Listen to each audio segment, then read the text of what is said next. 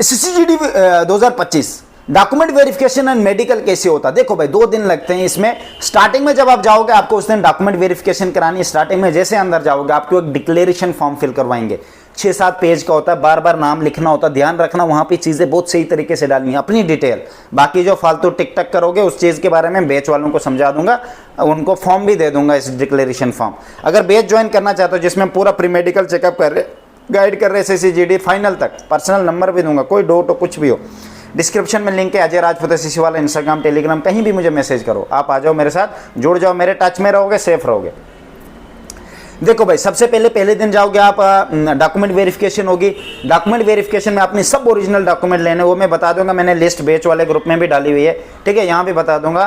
तो डॉक्यूमेंट लेने हैं, उनकी एक फोटो स्टेट लेनी है, आइडेंटिटी प्रूफ ले लेना, फोटो कम से कम 15 मांगते हैं, तो इस बार शायद 20 भी मांग सकते हैं, ठीक है। आपने ये सब लेने, साथ में डिक्लेरेशन फॉर्म होगा 6-7 पेज का, वो वहाँ बाहर फिल करना होता है। उसके बाद बाहर क्या मतलब, जहाँ पे एंट्री होगी, एंट्री के अंदर जब जाओगे, अंदर सबसे पहले आपको ग्राउंड में बिठाया जाएगा जहाँ पे ये फॉर्म आपसे फिल करवाया जाएगा। अपना पेन साथ रखना, हमेशा एक बात याद रखना, पेन याद साथ रखना।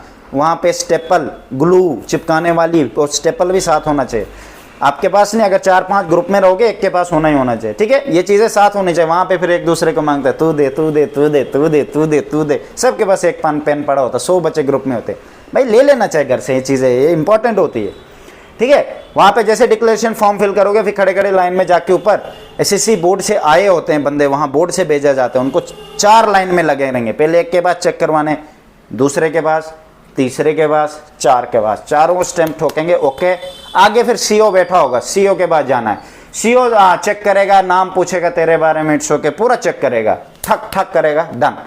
मतलब डॉक्यूमेंट वेरिफिकेशन तेरी हो गई वहां पे। ऐसे होती है डॉक्यूमेंट वेरिफिकेशन। मैं शॉर्टकट तरीके से बता रहा हूँ, एक एक चीज थोड़ी ना बताऊंगा। जैसे आपका क्या होगा, ओरिजिनल सर्टिफिकेट से आपका नाम चेक किया जाएगा, डेट ऑफ बर्थ, एड्रेस, बाकी जो भी चीजें मैच करनी होती है उनको बस गेम खत्म, टिक टिक करना होता है।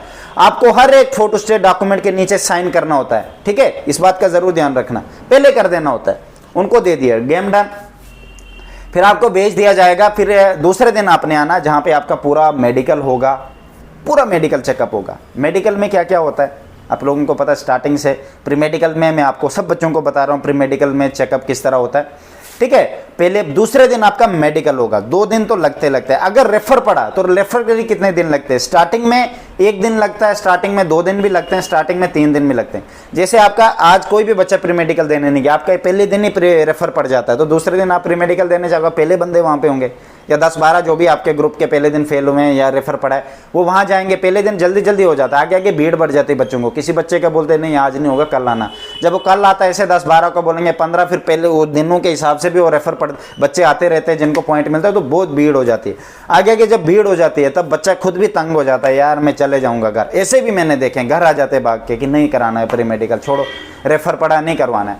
तो भाई ऐसा नहीं लेना, रेफर में कम से कम 70% बच्चे वापस आ जाते हैं। रेफर कभी कभार डॉक्टर इसलिए देता है कहीं कट लगा हुआ है या कुछ लगा हुआ है, तो डॉक्टर को लगता है कहीं इसने सर्जरी तो नहीं कराई है या कुछ ऐसा तो नहीं कराया जिससे मुझे पता नहीं लग रहा है, चलो इसको मैं रेफर दे देता हूँ, रेफर में है पूरा समझ आ जाएगा डॉक्टर को, क्योंकि वो अपने ऊपर रिस्क नहीं लेना चाहते। अगर ट्रेनिंग में आपको कोई भी दिक्कत आती है बाद में उसी डॉक्टर को बोलेंगे आपने किस तरह इसको चेक किया, क्योंकि पूरी डिटेल लास्ट में एक फाइनल मार्कशीट आती है।